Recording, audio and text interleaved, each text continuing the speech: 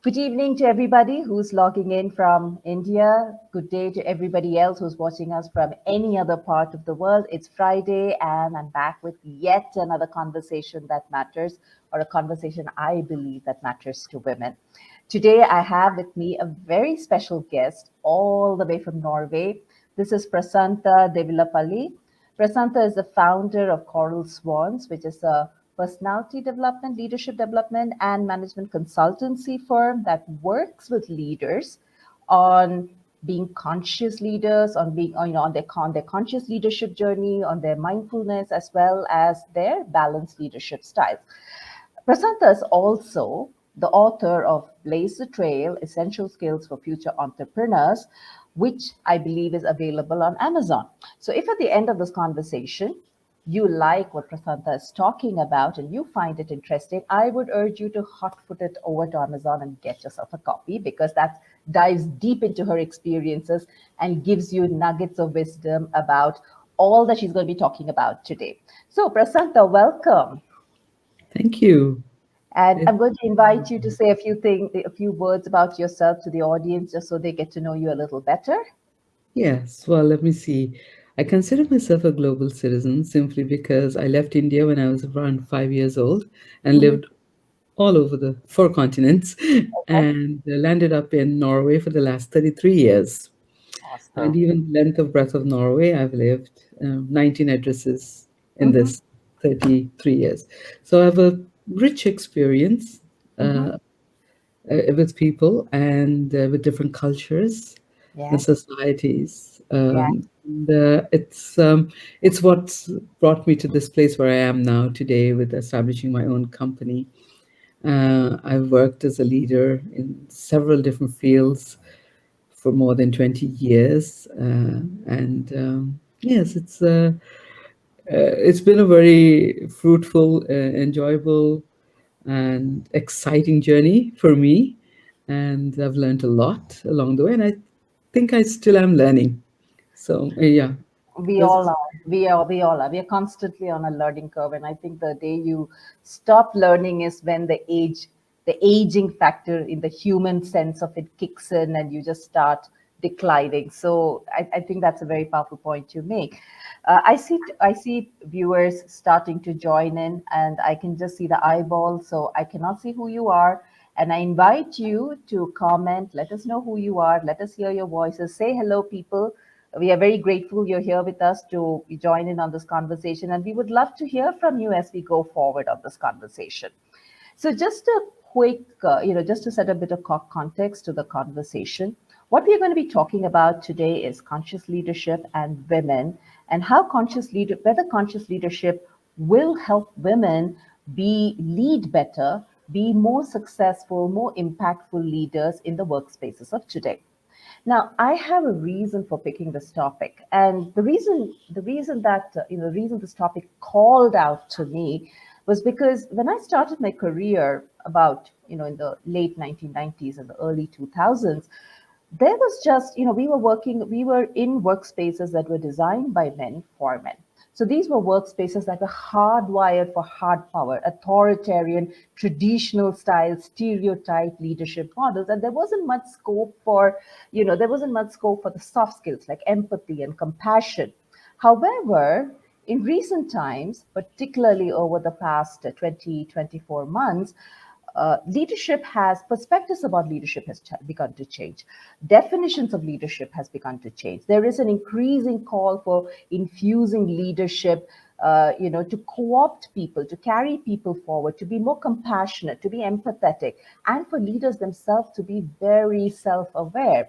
We now have terms like conscious leadership, mindful leaders, self-aware leaders. There's like a whole plethora of hybridized leadership styles. And what I mean by hybridized leadership styles is leadership styles that combine the traditional hard power authoritarian type of leadership style with softer skills.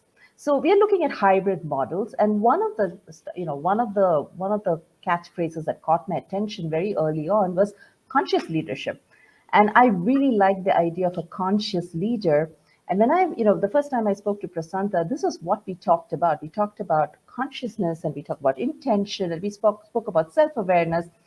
And I knew this was somebody I wanted to have a conversation with live, because I thought this was a very powerful path for women to adopt and use in their workspaces, not just in their workspaces, I think even in their lives or in their businesses or in any space where they are called to lead.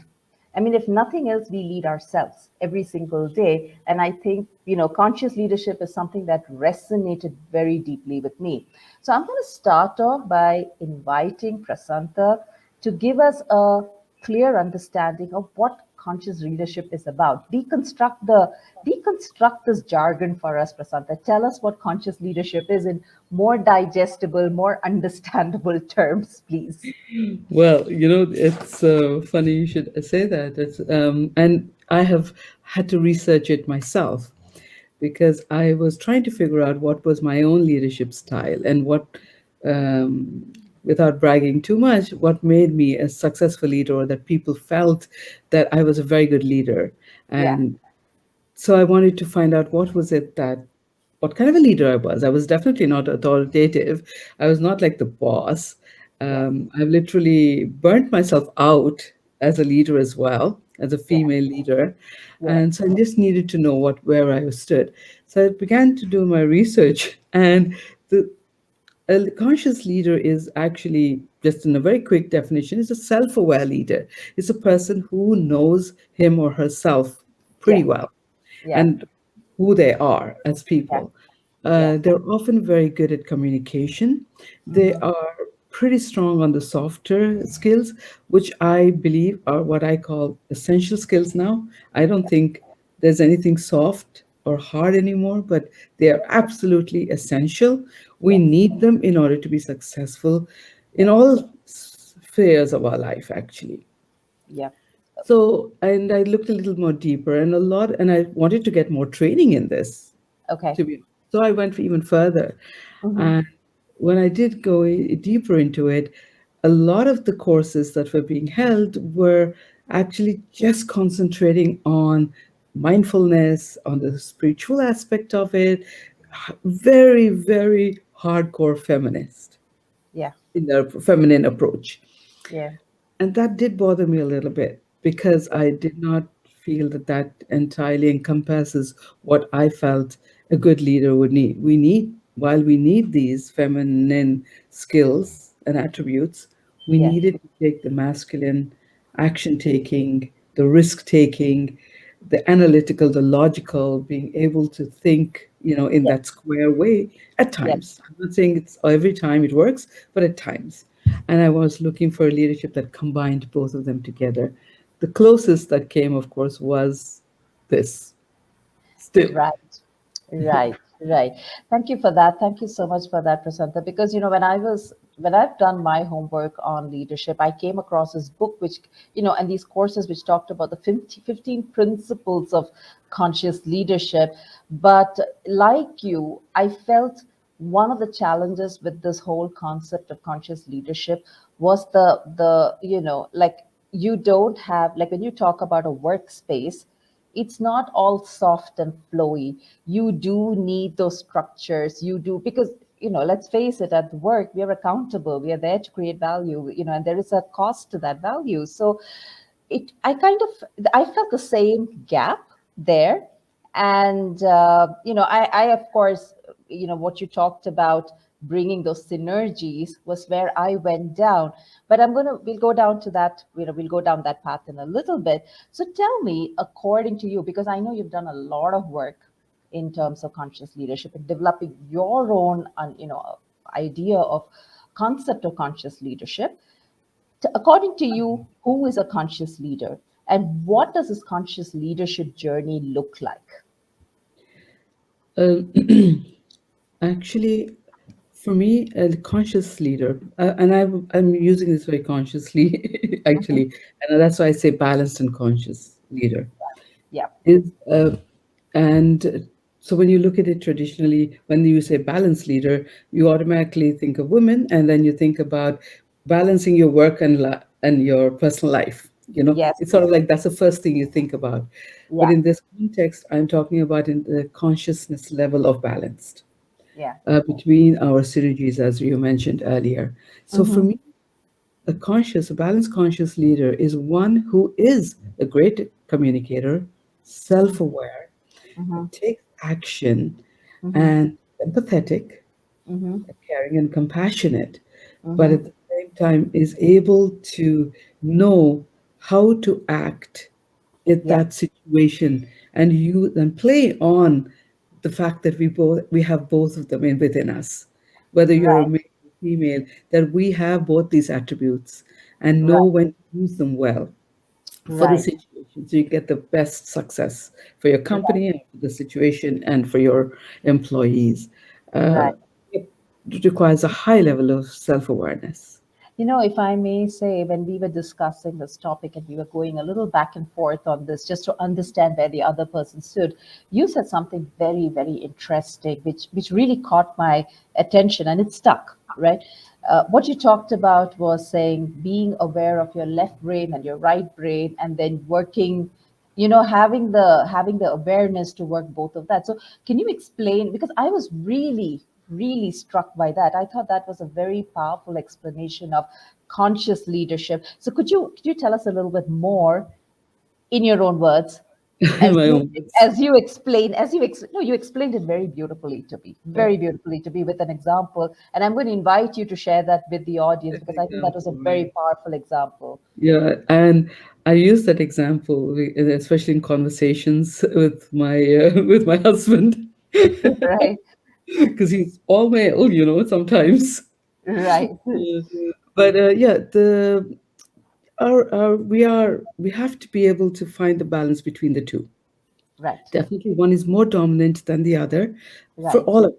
And Right. you have women who will be very masculine as well in their approach to life, as you Mm-hmm. have those who are very soft Yeah. and Mm-hmm. shy away also from taking a leadership position because of that as well, not realizing that that is their strength. Yes. Um, so, a conscious leadership, of course, understands where their strengths lie in, Yeah. that being vulnerable is not a weakness, for example. And Yes. and I mentioned again, like earlier, right, about it's situation based. So this story is really from a movie that I watched as a child, and I mean, it still appeals to me Right. because I use it when I talked about how I communicate differently with my two children.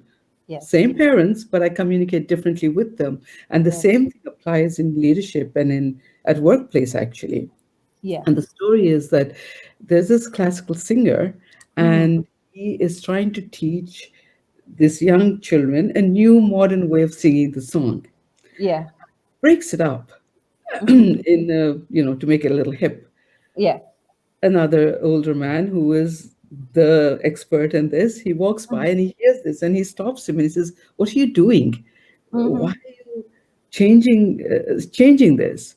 Yeah. And it sounds horrible. I mean, when you break the words away, it no longer makes sense.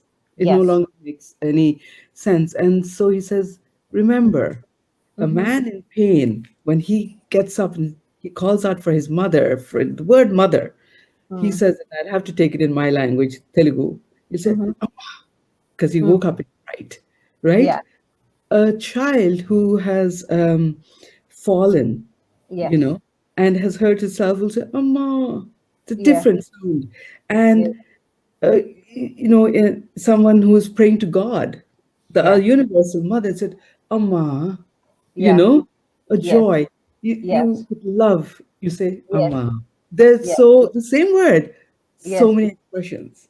Absolutely. And that it hit me and it told me that it's the same when you're going into a leadership, a situation, your company. You will have a multitude of people with different opinions, different approaches, and different ways. And if you want to get the best out of them, you Yeah. need to learn and which way works and who they Absolutely. are. And that's what, Absolutely. for me, is the essence of being conscious. It's not Absolutely. about you, it's actually about your environment and the people that you're working with. and how you relate to yourself and to the environment as well, right? Exactly. Because Now, you if you show can up in. understand Mhm. yourself, if you Yeah. have that understanding about yourself, then you Yes. are able to approach people with the in the right way. Absolutely. And I think, so I think this is very pertinent. The point you make is so pertinent, and it kind of leads to our next question.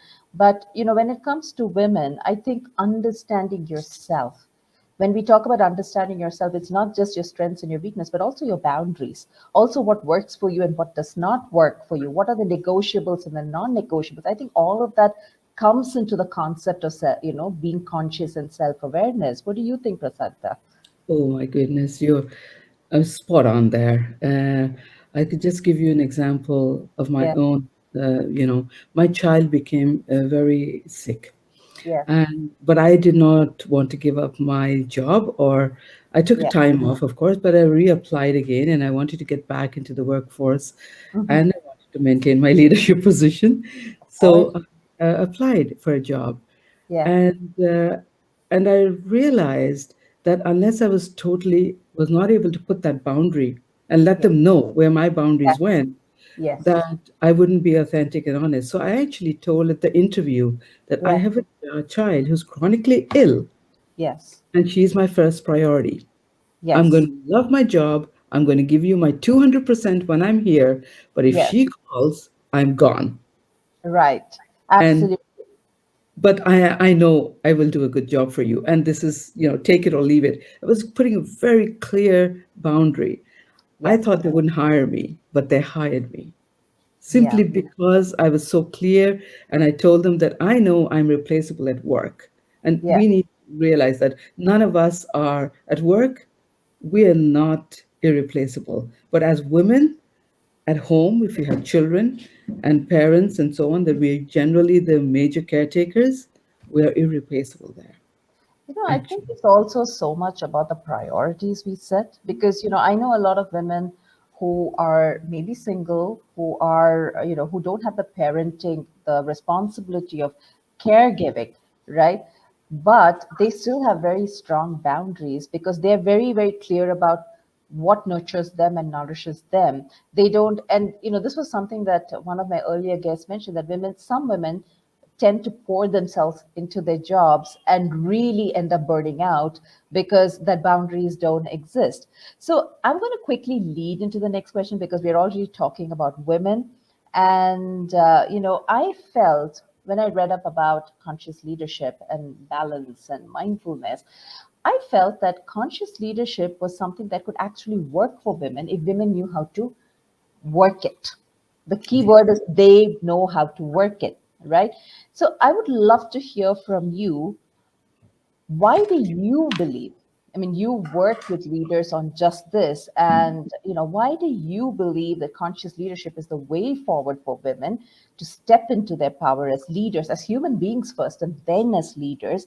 And how can women leverage conscious leadership to be successful and impactful leaders? Oh, I love this question because it's just exactly what are we talking about. It Women are natural at this. Yes, This is what I mean. We are. How would I say? I think it amazes me when I see the power that we have and we don't realize it. yes, You know, and so we don't need to do anything to be a good conscious leader. We yes, just need to remember that we're great at telling yes, stories. yeah, We're great at communicating. We are yes, great at listening and yes, gauging and understanding. We have an intuition. We're yes, good at tapping into our intuition when it matters the most and yes, when we want to put boundaries for ourselves. yes, These are the core values of being a conscious leader. mm-hmm, Without being able to communicate your message clearly, mm-hmm, without having that ability to tap into your intuition, yeah, and your gut, yes, and use your brains, intelligence. Women are highly intelligent, evolved beings. yeah, So you put that in, you have the best leader in any scenario, whether it's on the home front or whether it's at work with hundreds of employees or whether there's just one employee. It doesn't make a difference. You will be always producing the best. This is the core value. I think women are, what should I say, made for this kind of leadership. And I'm so glad that it's becoming more important. These Yes, values are more important, and men are striving to yes. acquire these qualities. Yes. What I really, when I think about conscious leadership and women, what occurs to me is women innately manage uh, people. They manage communities. Like if you walk into any community, at the heart of the hustle and the bustle of the organic working of that community, you will find women there. There's no two ways about it. And they're really, really good at multitasking. They see people, there's so much going on and they're really good at it. Where I find a little, where I find this not working for them is when it comes to themselves. And for me, when I heard about conscious leadership and self-awareness, something that I really liked was I did not see how you could separate out self awareness so that it is only externally referenced. Self awareness has to start with you, and it has to also start with, you standing up for yourself and for your priorities and what is important to you. So, how do you think women can, as conscious leaders, set in that system of nurture, that oxygen mask on self Oh, first? yes. How can they leverage conscious leadership, or how could they be on a conscious leadership journey that would help them bloom and shine as people, and in the process Mm. help their communities or their teams grow and thrive? I believe that it is a process.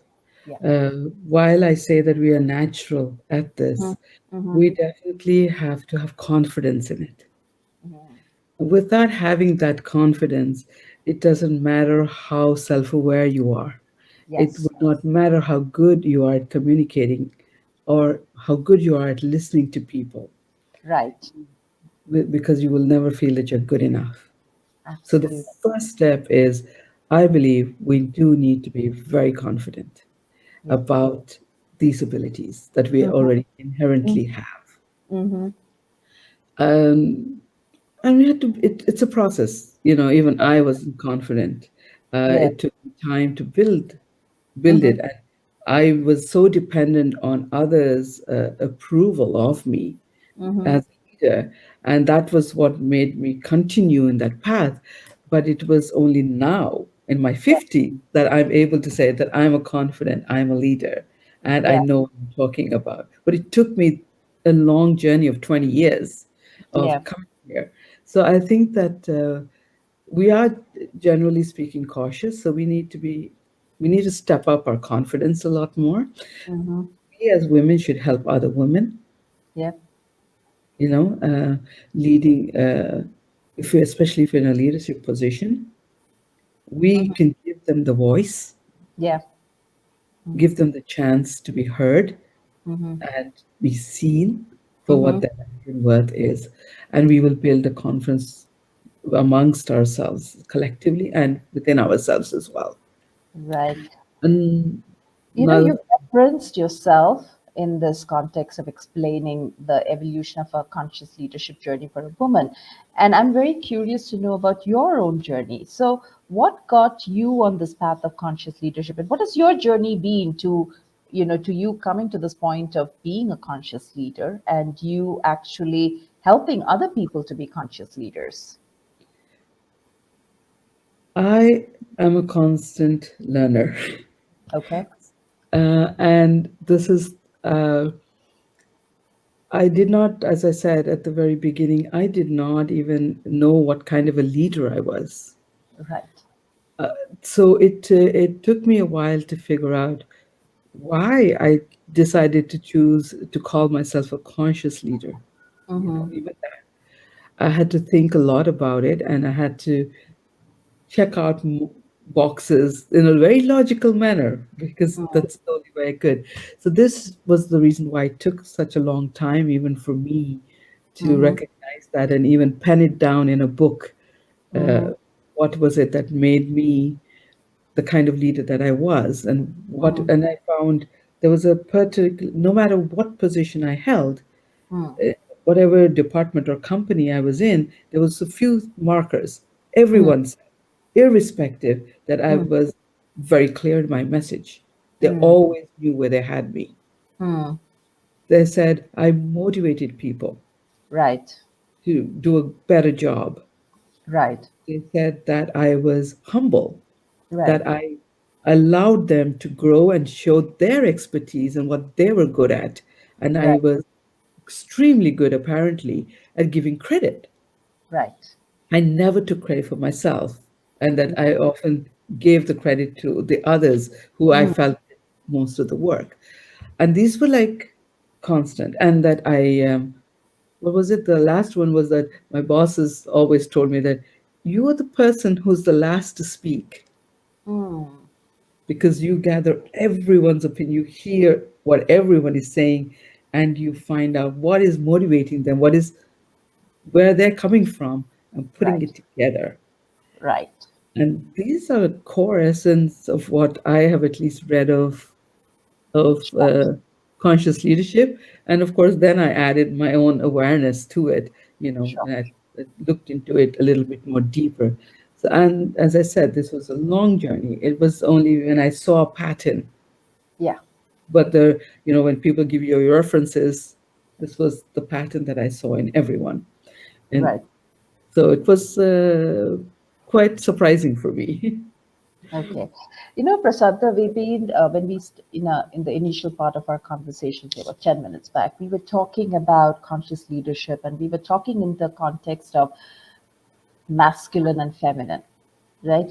And masculine and feminine has become very, they become practically buzzwords in today's world. Almost every other woman I talk to, a woman leader I talk to tells me about her, the masculine in her and the feminine in her, and this whole division inside of us, right? So without doubt, the world has opened up to this whole concept of masculine and feminine energies within each of us, but we still live in a very gendered world. It's not just about the gendered people, but we have gendered emotions, we have gendered objects, we've gendered everything, countries, everything is gendered, and it's quite rigidly gendered, right? When we talk about energies, when we talk about what's going on the inside of us and how we relate to the masculine and the feminine, it's very esoteric. It is not what would you say, it's not material. It's not something that you see, you feel, you touch. It's not earthly material in an earthly sense. So how, according to you, because for me I think that makes it a little difficult for somebody who's starting out on a conscious leadership journey to really recognize masculine and feminine, and then see that as leadership attributes or as a personal development attribute. So how, according to you, does the masculine and the feminine manifest as, say, leadership qualities or attributes or behaviors, uh, say, in a conscious leader, or someone is being on a conscious leadership journey? What are the common ways that manifests, in your opinion? I I guess I would say that again, because we always talk about being aware, like as a conscious leader is aware. And Hmm. that is where we look into the what you say again, this is not tangible. This is the way that we behave or think. And we are also conditioned by our environment. And as you said, in a very genderized world that we have lived, whether it is in the West or in the East, we Yeah, see it, especially in workplaces. We may not necessarily see it in a Western society in the home front, but we yeah, definitely do see that where, as you originally and at the very beginning of the conversation said, that workplaces are uh, designed by men and for are men. generally speaking for men, and they are mostly men in those positions. Even here, there are only 38% top leaders in Norway, for example, which is one of the countries that have come furthest when it comes to women's rights and equality. Yeah, So there is still that gap, yeah, and it is simply because traditionally we do think that being hard, being competitive, aggressive, Mm-hmm. And looking at the bottom line, uh, literally, that's we see those as important and vital leadership qualities Mm-hmm. where we need to use our elbows to push others behind in order to move forward. Mm-hmm. And that is where I feel conscious leadership, those women who want to join this, call it, this journey to being a conscious leader, because there's no doubt that if you are that, you will be far more successful and more happy with yourself. Prasanta, if I may just, say, um, oh, I think we're getting a bit of echo. Okay, so something that I have noticed is in the traditional context, in say 20 years ago, aggression was equivalent to masculine. But in today's context, aggression is actually considered as toxic masculinity, right? Uh, because you can be assertive without being aggressive. You can be assertive without being abrasive. You can be assertive and compassionate. Being strong does not mean you have to push people back or hurt people or anything. So I think even, one of the things that struck me about conscious leadership was as the whole idea evolves, even the concept of what is masculine, what does it mean to be a healthy, whole, masculine, have masculine behaviors, healthy, whole, feminine behaviors is also Absolutely. evolving, isn't it? Also, You're absolutely right. So it's changed. That's what I'm saying, that this was traditional, the way yes, it was. But yes, in the conscious leadership thing, you're right. The words changed to assertiveness. You know, yes, there are now good masculine qualities to have. yes, Assertive, being able to actually think logically and analytically through a yes, problem now, instead yes, of just putting down the line like it was before, right? Like right, this, I've thought it through, I know it logically, one, two, three. We don't think that linear thinking is, we are moving away from that. Even men, or the yes, masculine aspects are moving away from the linear thinking, but right, more analytical thinking. So, right, but there are still highly action oriented, absolutely, and that is the reason why we call them masculine attributes. right, And these ones, this is the women's qualities that we're talking about: compassion, empathy, being able to listen, seeing uh, where people are coming from, and all of that. This is what works underground. I mean, below the scenes. You don't necessarily see it because it's not action oriented. yes, It's what happens in our mind, it happens in our hearts and in our gut, and absolutely. that's the reason why we often don't see it. Um, I recall a situation where I, felt uncomfortable with a particular kind of one of a male colleague of mine, Mm-hmm. and it happened repeatedly, and I was feeling uncomfortable, and I felt uncomfortable. I didn't say anything because I was Mm-hmm. a little unsure how to. I Mm-hmm. didn't want to sound aggressive. That was it. I Right. didn't want to sound aggressive, but at that point, I just said, "Hold on. There is a way. You know how to communicate your idea in a good, polite manner. Right. Tell him straight up." And Yeah. each time he made me uncomfortable, I just told Yeah. him, "Excuse Mm-hmm. me, that particular statement of yours has Didn't make. makes me feel uncomfortable, Yeah. and I'm sure it's okay for someone else, maybe, and it's Mm-hmm. all right in your culture or whatever it is, but for me, I feel uncomfortable." So, Mm-hmm. and it worked. It was good enough. I was clear as to what made me uncomfortable. I told him that I do not appreciate it, and once is fine, but second time you make the same joke is no longer fine.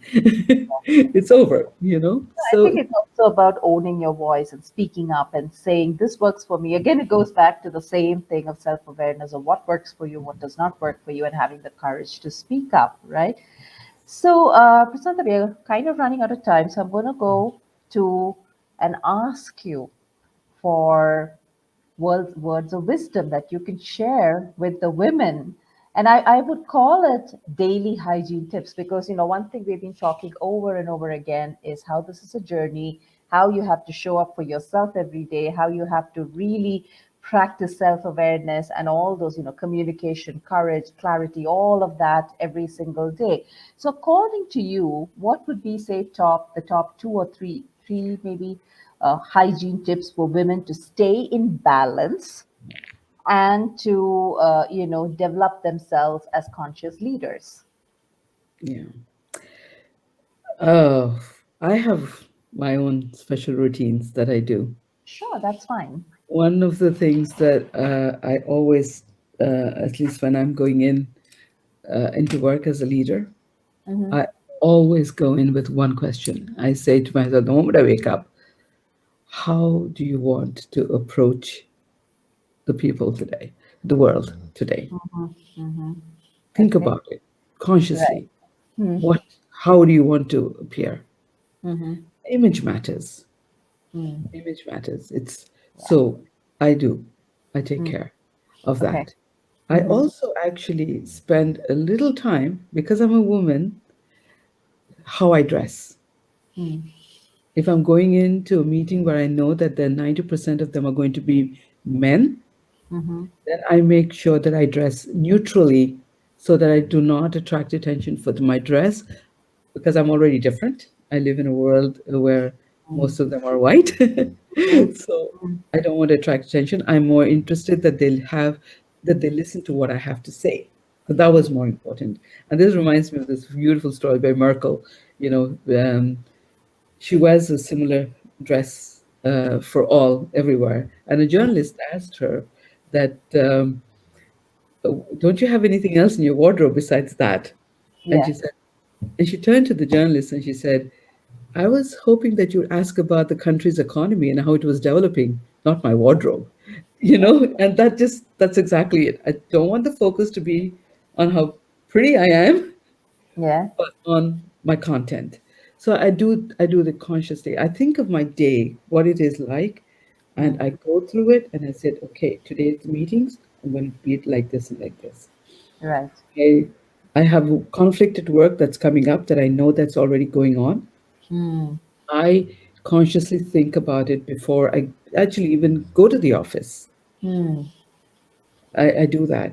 And I have this pose that I just absolutely love. And I do this even in my office. It's like, and look up Yeah. at the sky and smile and just say to myself, you got this. You know, Right. I Right. always say that to myself Right. because I think that that's something that is important, that we recognize this. We when you're in the minority as a leader, you can feel insecure, your voice can be drowned, Yes. so it's important to pull out that confidence that you have in yourself, and you need to do it every day. I think you make a very important point because, particularly when you talked about the way you dress for the spaces that you're going to occupy in that particular day, I think this is a challenge most women have. That that's a very important part of your self-awareness and how you relate to your environment because we do face a lot of sexism in our everyday life. That's a fact. Even when it is not articulated, it is there. And because we are so intuitive and instinctive, we can sense it. Like we sense it even before it's articulated or this, a joke passed or a comment passed or whatever. And there's a part of you which is very offended because you're there for your work, you're there to you're there to lead, you're there to do, you're more than a pretty face. And it's actually very very I mean, I'm always very conflicted when I come across this because there's a part of me which says, okay, why do I have to think so much about the way I dress? But that's what life is, that's what the workspaces are. I know I personally, I also thought that. I do believe in dressing comfortably. I do Yes. believe that you dress Yes. any way Yes. you want. That should Yeah. not at all be an inhibition as a woman. Absolutely. It Yes. should never be the focus. Unfortunately, it is the focus, Yes. whether Yes. you like it or not. And that's Yeah. if top leaders of the world face it. Exactly. You know, Exactly. Absolutely. No, So, it's like there. I said, the It's Vice Chancellor of Germany, she did. Germany. I Margaret completely. Thatcher did. The Indira Gandhi did. Yeah. Yeah. So we will always be judged. We just need to park it, I would say, where it Yes. belongs. Absolutely. That's the crux of it, right? Dress the way you are comfortable and the way you can stand up for yourself, because sooner or the later someone's going to say something that's going to bother you. Like, I remember when I went through my career, because I was handling branding and communications, every time I had to do a photo shoot, I worked in an engineering company. People would bring uh, engineering components that went into tractors and cars, and then they would tell me, oh, you got to put some lipstick and make this look nice. And I would get very offended by it, because it was their covert brand of sexism. Because I would wear lipstick to work, I would wear makeup, I would wear, I would not wear a sari, I would wear western clothes, and I knew that challenged the environment. But I was very comfortable in that space, and I knew how to stand up for myself. I knew how to defend it. I knew how to make sure those boundaries were set, so people, barring the stray comment here and there, I wasn't having to deal with that stress of it every single day. And that awareness of the environment is so critical for us as women professionals, as women leaders, because it's also about setting those boundaries and telling people, you respect me and my choices whether you like it or not.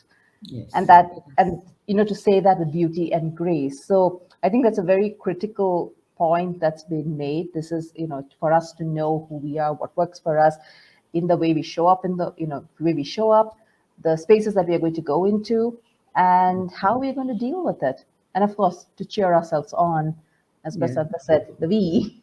Yeah. We do need to do that. Ourselves, and yeah, I do it. I tell my daughter, I tell my kids to do it. My Yeah, every day. I said, yeah, the moment you get out of bed, just make that and smile. Give yourself a big smile. yeah, yeah. One of the things I do every night, Prasanta, is I write a letter to the universe, and I say, Oh, thank you for making this happen. Thank you for giving me a great life. Thank you for this. Thank you for this. Thank you for this. And while writing the letter to the universe, all this to the universe, I also say, Rika, you did really well. So I'm very clear about who I am, what I'm doing. I'm very clear about the fact that the universe has done its part and I'm doing my part. And therefore, when I thank the universe and I'm grateful to the universe, I'm also, acknowledging my small win every single day. And I think that gives me the courage to keep going forward and trying new things and just be very, brave and curious but about Rekha, doing. you are part of the universe. You do know that uh, you are a part of it. So when Of you're course. writing a thankful letter to the universe, you're also thanking yourself. Yes, I know that. But Mm. the reason I thank myself is because I'm still a human, and I still Yes. am having a human experience. And a in fundamental aspect of human experience And is what you should. separation, Yeah. right? I'm just saying that you should do that. I'm Yeah, glad that you sure. because you thank yourself because you are part of that universe as Of well. course. And so yeah, I Yeah, do that too. I mean, I don't do it so consciously as you do, but I have recently more, in my own time now because of so many things happening. I do actually spend that time of writing course. out a Yeah, little bit of the good things that have happened in my life yeah. that day. Anyway, Yes, anyway, so thank you. thank you so much for joining us, Prasanta. I can see people are still there, but everyone's keeping quiet. So I'm guessing everyone's digesting what has been said. Thank you, everybody who's watching. Thank you so much for joining us. I am, as always, so very grateful that you show up Friday after Friday to listen, to sometimes share, to sometimes not share. That's okay. But I'm just grateful you're there. I'm grateful for this ecosystem that shows up every Friday. Prasanta, very grateful to you for Thank you. It being was here an today and honor, really an honor and having this privilege to be here. having this great conversation. And to everyone, do remember we will be back next Friday. And I think next Friday we have Sunanda, an embodied art space facilitator, back with me to talk about our inherited legacies as women. And I think that's going to be a great conversation. So please do join us, and I will see you again next Friday. Have a great weekend. See you, everybody.